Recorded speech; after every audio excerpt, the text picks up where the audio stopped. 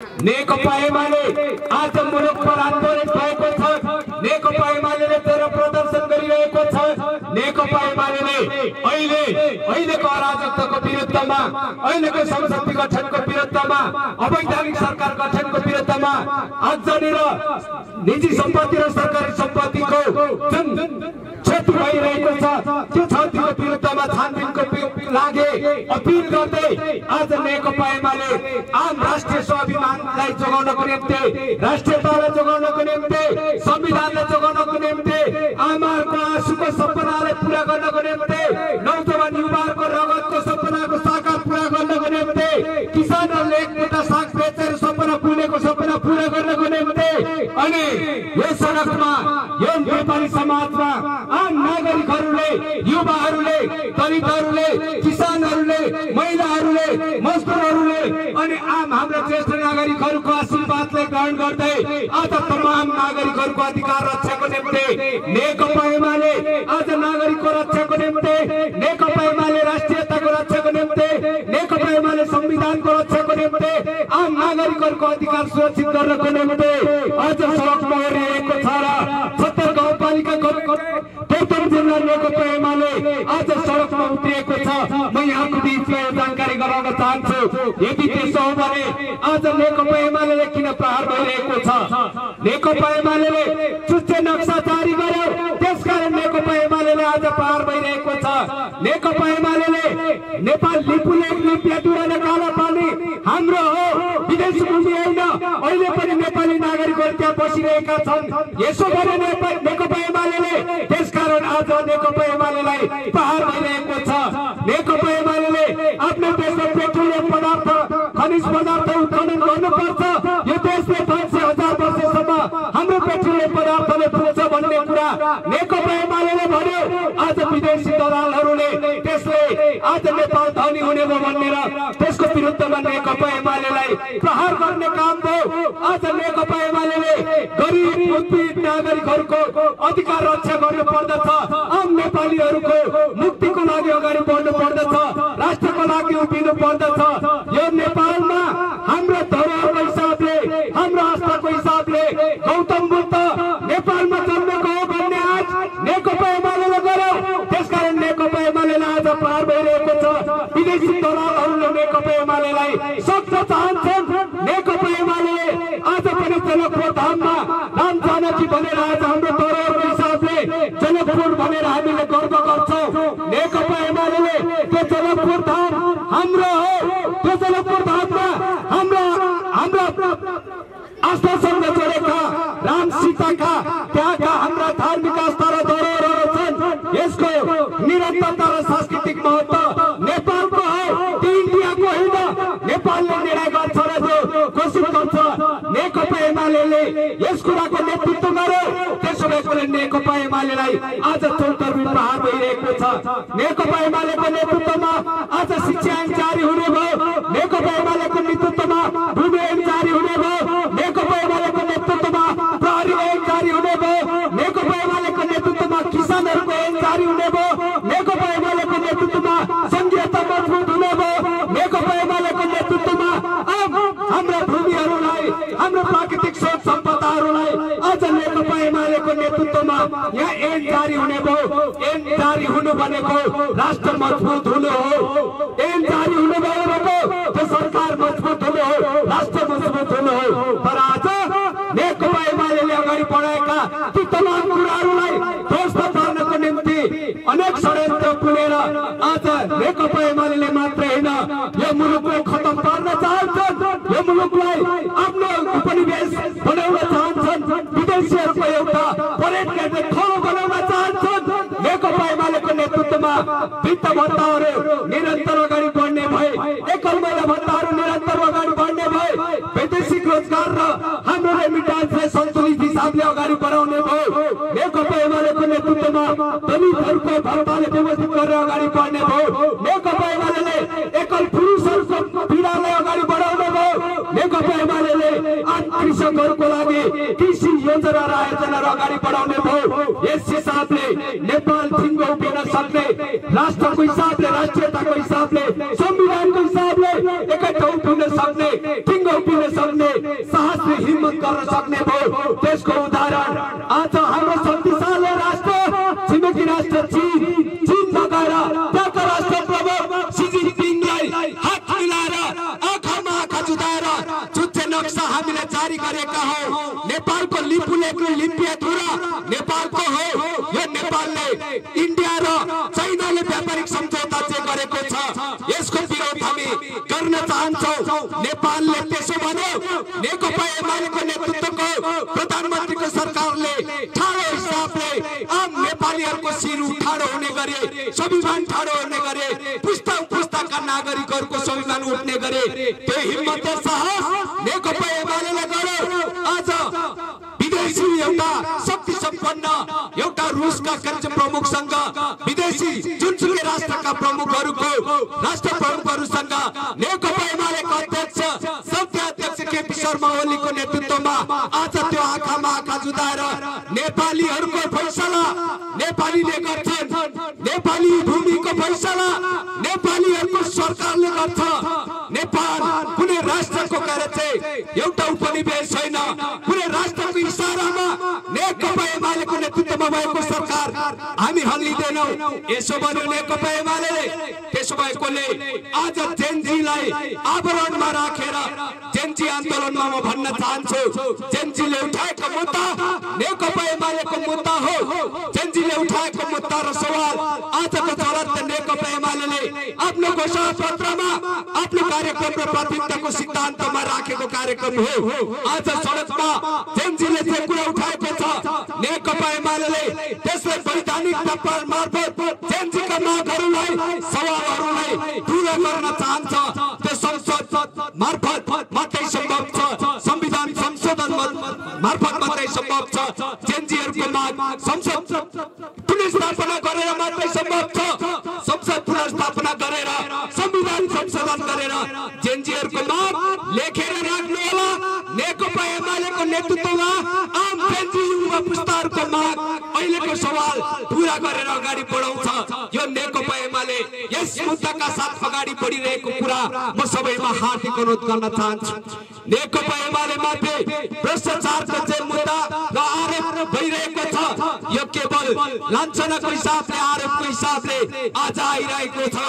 नेकपा एमालेले 2046 सालदेखि यताका त्यो कर्मचारी होस्, त्यो राष्ट्रिय सेवक होस्, त्यो राज्यको कुनै पनि होदामा बसेको होस्, 2046 सालदेखि यताका तमाम राज्य संयन्त्रमा बसेका अहिले स्थानीय सरकार गठन भएको कुराको त ठुलो कुरा भएन।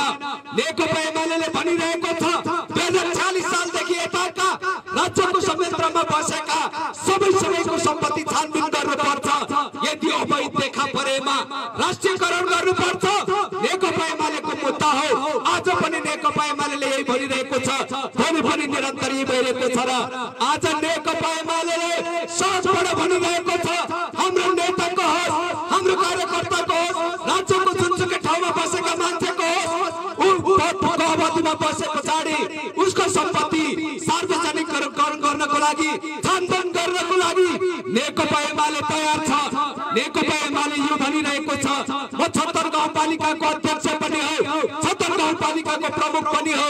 म खुलेर जनताको माझमा खुल्ला मैदानमा खुल्ला मञ्चमा भन्न सक्छु के यो 76 गाउँपालिकामा भ्रष्टाचारको विषय छानबिनको कुरा, छानबिनको दायराका कुराहरू उठ्छन् भने नेकपा एमालेको नेतृत्वको सरकार यो 76 गाउँपालिका मात्र होइन, 753 मा नेकपा एमालेले जितेका तमाम सरकारका प्रमुखहरू, निर्वाचित जनप्रतिनिधिहरू हामी छानबिनको कठघरामा तामा तुलसीमा उभिनको लागि हामी जुनसुकै बेलामा पनि तयार छौँ।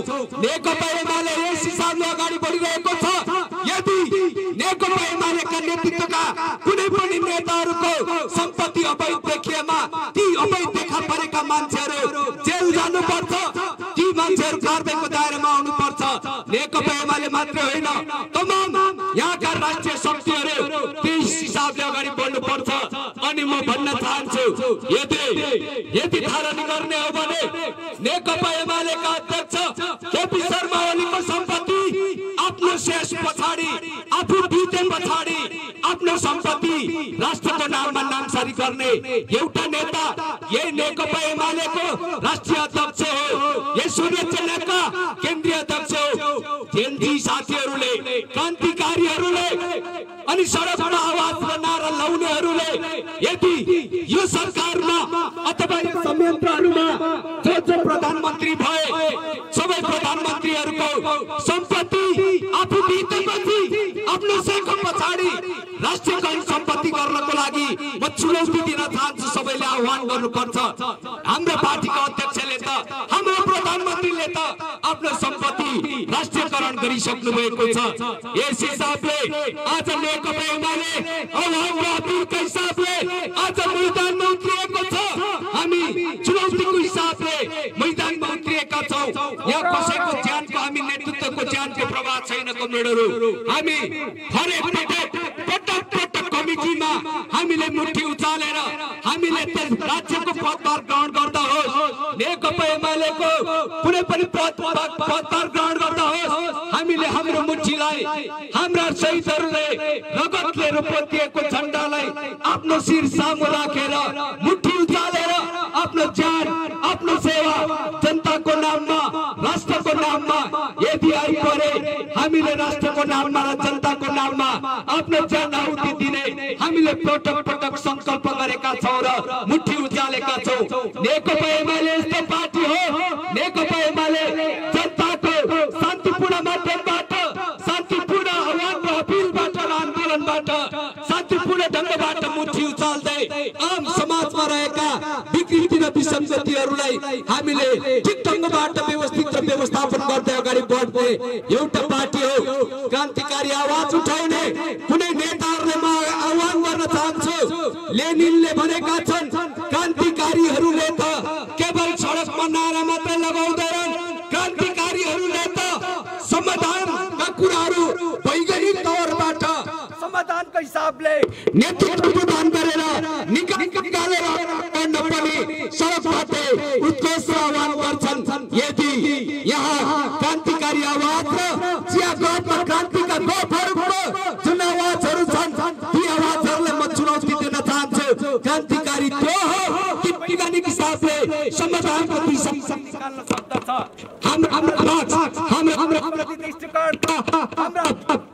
निर्माता मार्क्सवादले भनेका छन् बहादुर तत्त्व हो, बहादुर तत्त्व हो जसले आफ्नै कुरा, आफ्नै विषय उठाएर त्यस चिजलाई शान्तिपूर्ण ढंगबाट एउटा प्रक्रिया मार्फत आफूलाई साँच्चै नै सफल साबित गर्न सक्दछ। त्यो बहादुर हो र उनले आफूले उठाएका मुद्दाहरू, सवालहरू शान्तिपूर्ण ढंगबाट समाजले पचाउने गरी उठाउन सक्दछ। बहादुर त्यो हो। त्यसो भएकोले मार्क्सवादी दृष्टिकोणबाट बोकेको पार्टी, लेनिनवादी संगठनात्मक एउटा संरचनामा बसेको पार्टीले हामी यही हिसाबले आह्वान र अपिलका साथ आज सडकमा हामी अगाडि बढिरहेका छौं। म चुनौती दिन चाहन्छु। हाम्रा पार्टीले त गर्वका साथ यो मुनिरहेका छौं। त्यसो भने आन्दोलन गर्ने, यसको एमालेको विरोध गर्ने हजुरहरूको बाउले के प्रश्न उठाउन सकेको छ?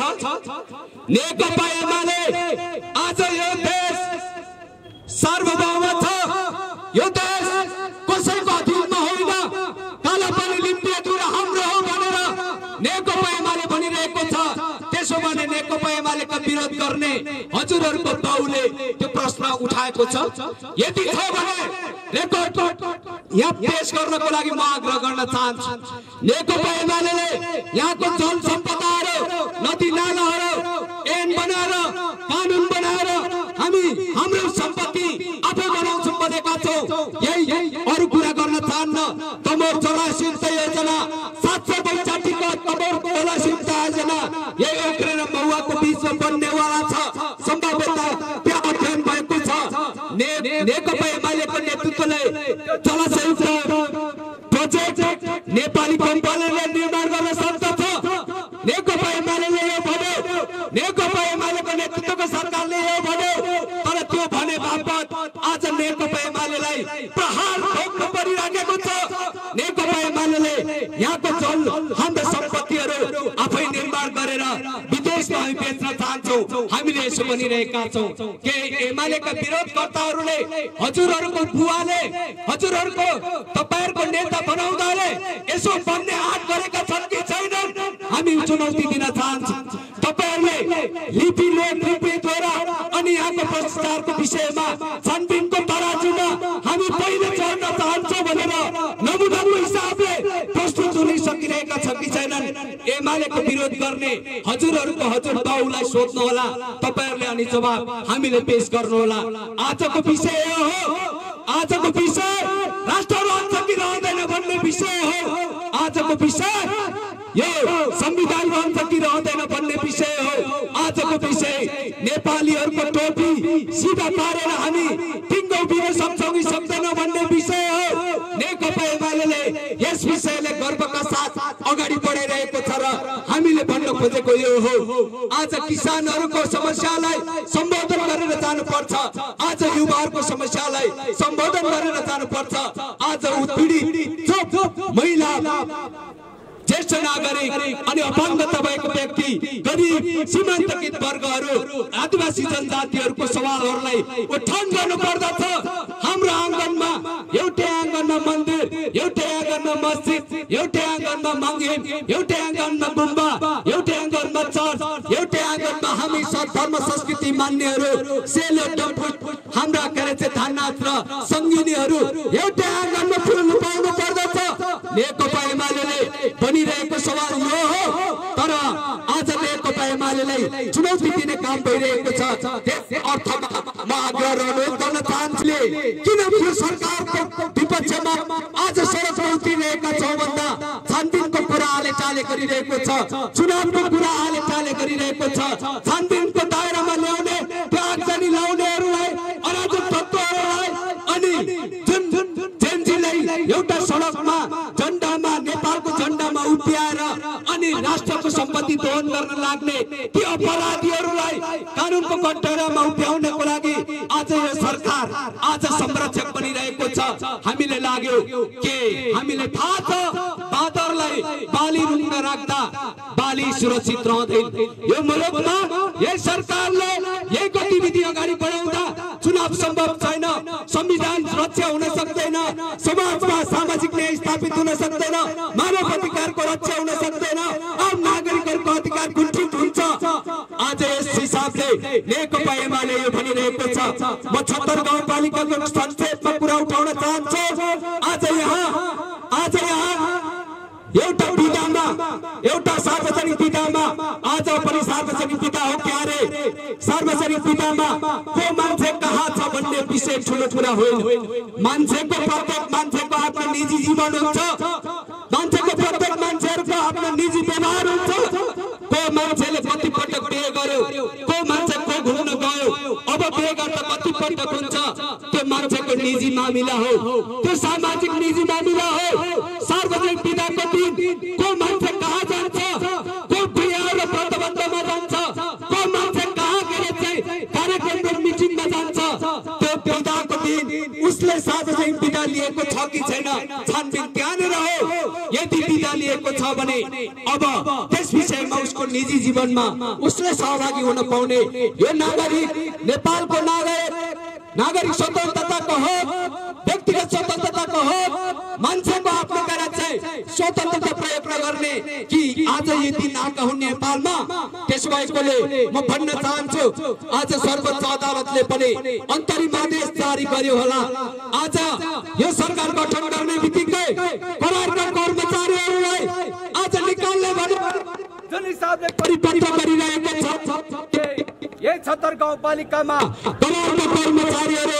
करारका कर्मचारीहरू निकाल्दा तपाईको वाडा चल्छ कि चल्दैन आज ताला लाग्ने अवस्था छ नागरिकहरूको सेवा बन्द हुने अवस्था छ अनि माथिबाट भत्ता नपाल्ने तलब नहाल्ने भनेर दशैंको भत्ता बेगर करार कर्मचारी आज हिँडिरहेको छ दशैंको भत्ता खाएको छैन तलब पाएको छैन आजको मितिसम्म भोगो पेटले काम गरिरहेको छ अनि उसले के तपाईको आमाले पकाएको भात तपाईले पिराख्नु भएको छ उ आक्रोशित नभएर भोको पेटमा आक्रोशित नभएर भोको पेटमा उसले आक्रोश व्यक्त नगरे के पुग्छ उसले त्यो भोको पेटमा आफ्नो आक्रोशको बेलामा मन्त्र जपेर तपाईले नमस्कार गरेर बस्छ त्यसो भएकोले आज यो 76 गाउँपालिका मात्र हैन 753 मा म पालिका महासंघको पनि जिउँदो मान्छे हुँ मैले पटक मैले पनि नेतृत्व गरेको छु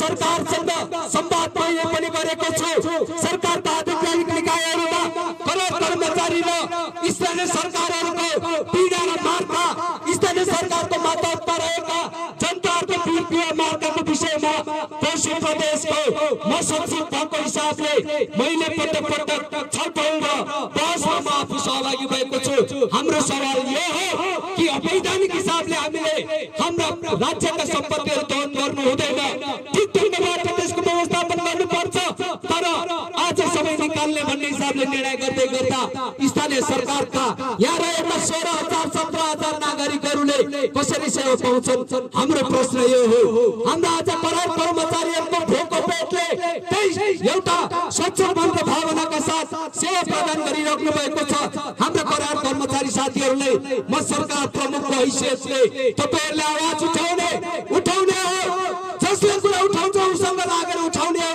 त्यसो भने मान्छे यो सडकमा उत्रिनु नि त त्यो विषयमा सवाल उठाउनको लागि त्यहाँ करार कर्मचारीहरूले त्यहाँ सहयोग गरेर अगाडि बढ्छ तर नेकपा एमाले यस प्रसङ्ग उठाएर अगाडि बढे नेतृत्व गरे नेकपा एमालेमा मान्छेहरू लाग्छन् हेर्दै जानु होला आज शिक्षकहरूले राजनीति गर्न बन्द गरिएको छ संविधानमा आफ्नो पेशागत संगठन सुरक्षित गर्ने ट्रेड युनियनको अधिकार संवैधानिक व्यवस्था हो ट्रेड युनियनको अधिकारले हस्तक्षेप गरेर आज सबैले उर्दू जारी गरे अब केही समय पछाडि नेपालका तमाम शिक्षकहरू नेकपा एमालेको झण्डा बोकेर आन्दोलित हुनेवाला छन् आज यस हिसाबले मुलुक अगाडि बढिराखेको छ अब केही समयमा धेरै प्रहरी जवानहरू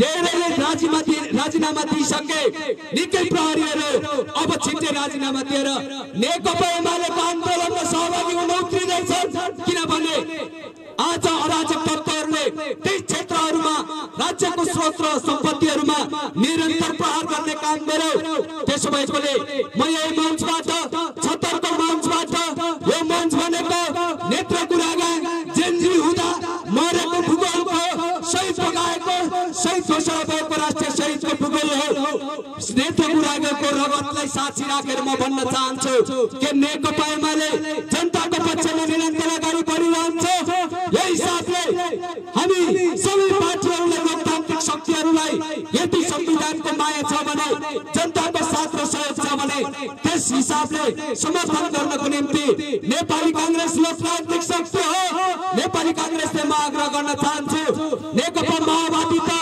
आज अर्कै ठाउँ विलय भइसकेको छ 76 का नेकपा माओवादीका साथीहरू यो कम्युनिस्ट पार्टीको झण्डामा गोलबन्द हुन म आग्रह र अनुरोध गर्न चाहन्छु तेह्रथुम जिल्लाका नेकपा माओवादीका साथीहरू अब नेकपा एमालेमा समाहित हुनको लागि म आग्रह र अनुरोध गर्न चाहन्छु अरु जातीय पार्टीहरू अलिअलि क्षेत्रीय हिसाबले देखा परेका छन् म सबैलाई आह्वान गर्न चाहन्छु अहिले नयाँ अलिअलि भदौरे भेलमा जुन भेल बगेको छ भेल जस्तो केही आएका कुराहरूले केही पनि खेस्दैन र बगाउँदैन यही हिसाबले म आह्वान र अपील गर्न चाहन्छु अन्तमा हामी निरन्तर हिसाबले यहाँको 76 गाउँपालिकाको विकास र यहाँको समृद्धिको विषयमा हामी निरन्तर काम गर्छौं आज कोभिडको बेलामा 76 गाउँपालिकाको अध्यक्ष गाडीमा हिँड्छ हिजो अस्ति चप्पल ख्याटख्याट पड्काएको मान्छे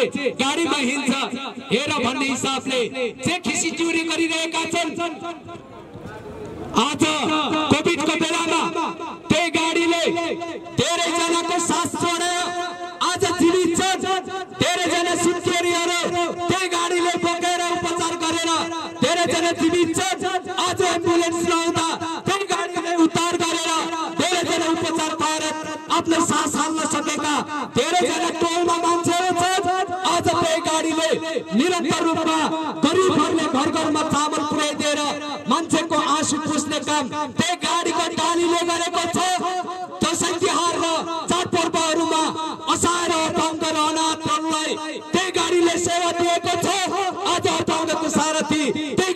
सेवाले निरन्तर रूपमा हामी अगाडि बढिरहेका छौं। 76 गाउँपालिका यस बारेमा खुल्ला किताबको हिसाबले, खुल्ला ऐनाको हिसाबले हामी अगाडि बढिरहेका छौं र म वचन दिन चाहन्छु गरिबहरूको पक्षमा नेकपा एमाले अपाङ्ग थलिएको मान्छेहरू जो आज ओछ्यानमा अయ్యా राथामा हुनुहुन्छ उहाँहरूको लागि नेकपा एमाले जो गरिब होबार उपचार गर्न नसकिरहेको मान्छेहरू आज जुन हिसाबले समस्या छ, जसलाई समस्या छ उसले पीडा थाहा छ, त्यसो भएकोले त्यस क्षेत्रमा हामीले सारथीको रूपमा भूमिका खेलिरहेका छौं र नेकपा एमाले यस क्षेत्रबाट योगदान पुर्याउने पार्टी हो। हामी गर्वका साथ म यही भन्न चाहन्छु, तपाईहरु हामी जिल्लाको कार्यक्रममा जाँदा होस्, टोलको कार्यक्रममा जाँदा होस्, आज वडाको कार्यक्रममा जाँदा होस्, गर्वका साथ छाती उच्च पारेर शिर ठाडो पारेर नेकपा एमालेको झण्डा काखमा हालेर टोलवासी बुबाआमा दाजुभाइ तथा दिदीबहिनीहरू एउटा लामबद्ध भएर हामी जुरुक्क उठेर अगाडि बढ्ने। हामी यही हिसाबले आह्वान गर्न चाहन्छौँ र आज उपस्थिति दिनुभएकोमा नेकपा एमाले जिल्ला पार्टी हार्दिक कृतज्ञता र धन्यवाद ज्ञापन गर्न चाहन्छ। यहाँहरू अन्यायमा पर्दा, अत्याचारमा पर्दा, समस्यामा पर्दा नेकपा एमाले जुरुक्क काँध हालेर घर घरमा होस्, टोल टोलमा होस्, आज राजनीतिक हिसाबले हामीले अराजक हिसाबले कसैले माइक टेक्स्याएर होइन, कसैले ठुलो भन्छेर होइन, कसैले तर्साएर होइन, कसैले पेट्याएर होइन, कसैले लौरो घुमाएर होइन, हामी शान्तिपूर्ण हिसाबले संवादको माध्यमबाट, बहसको माध्यमबाट एउटा निष्कर्षका साथ छलफलको माध्यमबाट अगाडि बढ्ने पार्टी हो। हामी यस हिसाबले अगाडि बढ्न चाहन्छौँ र यस हिसाबले आज कुनै टोलमा अराजक शक्तिहरूले नेकपा एमालेका कुनै एकजना कार्यकर्तामाथि छुने हात गर्यो भने, हिम्मत गर्यो भने हाम्रा आमाहरूमाथि, चेलीबेटीहरूमाथि नेकपा एमालेको झण्डा बोकेको कारण आज कसैले एउटा टिप्पे नजर लाउने काम गर्यो भने म उत्कर्ष गर्न चाहन्छु, नेकपा एमाले यहाँ जिउँदो छ। नेकपा एमालेको नेतृत्वले त्यो संरक्षणको एउटा योजना र तागत तयार गरेर यही क्षेत्रमा पनि बसेको छ र जिल्लामा पनि उहाँको छेउमा होस्, अन्तिमको तीरमा होस्, हामीले हाम्रा कार्यकर्ताहरूलाई, हामीलाई भोट दिनेहरूलाई, शिरचिन्हका मतदाताहरूलाई संरक्षण गर्नको निम्ति हामीले पनि मजबुत एउटा शक्ति तयार गरेर हामीले संरक्षणको योजनाका साथ हामी अगाडि बढेको यही जानकारी गराउन चाहन्छु कि नेकपा एमाले यही हिसाबले यहाँ जिउँदो छ र तमाम अराजक शक्तिहरूसँग हामी मुकाबिलाका साथ छलफलका साथ अगाडि बढ्न चाहन्छौँ र शान्तिपूर्ण माध्यमबाट हामीले छलफल बहस गरेर 76 बनाउनु पर्छ। 76 का नागरिकहरू हामी एक हुनुपर्छ। हिजोको 76, आजको 76, हिजोको 76 को फोटो, आजको 76 को तस्बिर, हिजोको हाम्रा वडाको फोटो, आजको हाम्रो तस्बिर विकासको हिसाबले, शिक्षाको हिसाबले, स्वास्थ्यको हिसाबले, कृषिको हिसाबले, पूर्वाधारको हिसाबले, खेलकुदको हिसाबले आज त्यो तस्बिर मापन गरेर आफ्नो अनुहार ऐनामा राखेर अनि त्यस पछाडि हामी प्रश्नमा उत्रिनु पर्दछ। यही आह्वान र अपिलका साथ सबै राजनीतिक दलहरूलाई, सबै आवाज उठाउने क्रान्तिकारी हाम्रा योद्धाहरूलाई यही हिसाबले आह्वान र अपिल गर्दै म बिदा हुन चाहन्छु। हस्, धन्यवाद।